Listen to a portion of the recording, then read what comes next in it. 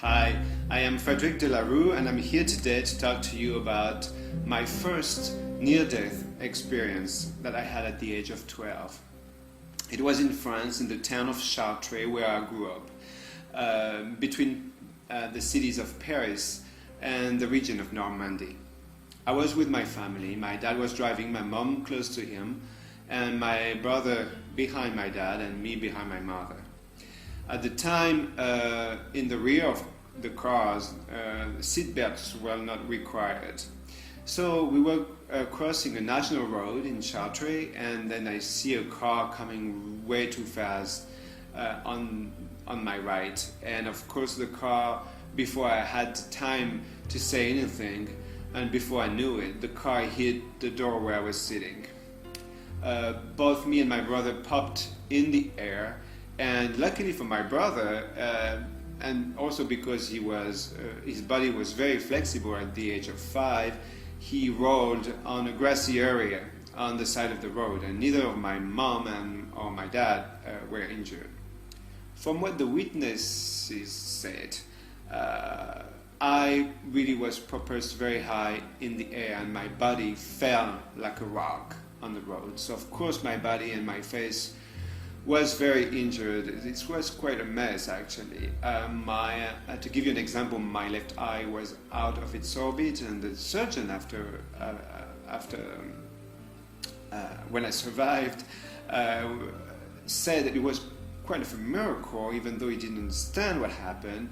But it was a miracle because what he said exactly was something must have hold the tiny ligament, so the eye doesn't really live completely. So at least he could fix it this way. And he thought it was a miracle that it didn't really make any sense that since it went out, it didn't completely went out. And so I'm very grateful because I know deeply that it's thanks to the angels who of course hold that ligament. And I will let you know more about that later, why I know it is the angels. So I was laying on the ground on the road and on a deep coma. My soul had left the body because the body was in intense pain, I believe, then the soul in this case left the body. So I was between two worlds in the coma, in the deep coma.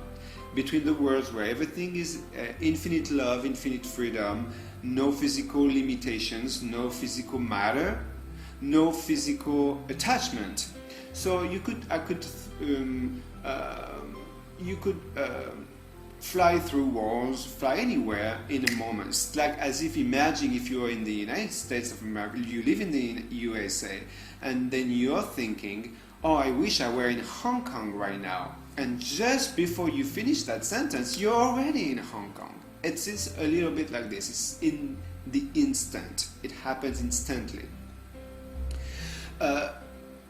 So the sound was very important in the coma.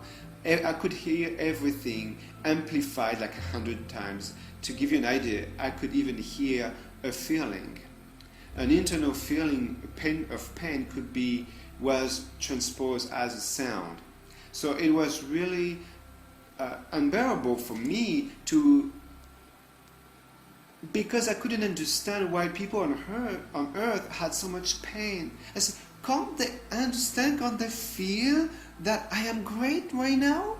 Because I have no limitation, I am in the light. Like I wrote in my book, Eyes of Your Heart, that I just wrote, it is, I felt so light in the light. And that is the simple, beautiful truth.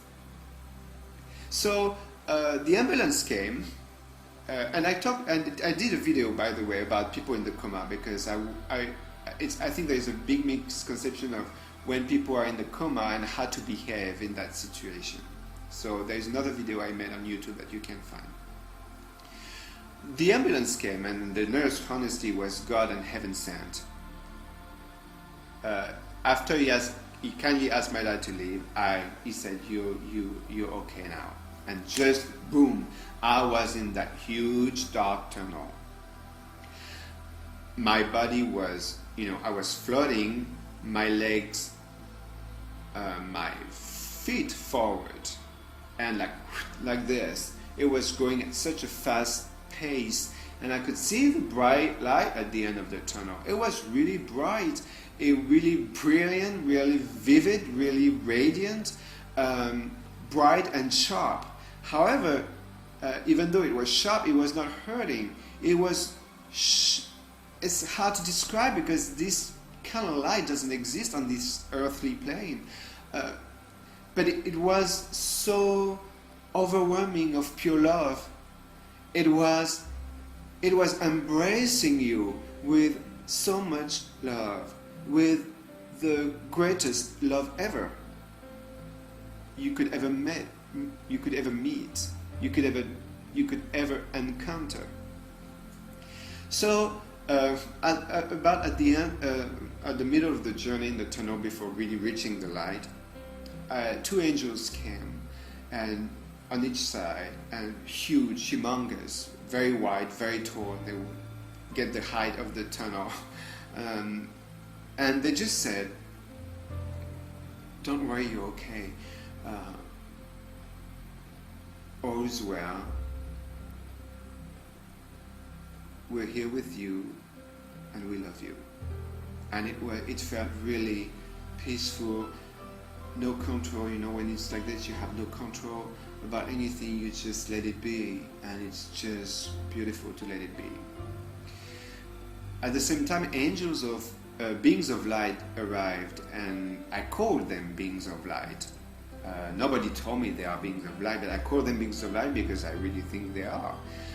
They are kind of a shape of a kidney pole, and kind of a cottonous texture, somewhere thicker than others, somewhere wider than others, somewhere going faster than others. And they just told me, I got the feeling, let's say, that it was a gap. They were used in this life as a gap, as they would absorb our negative emotions.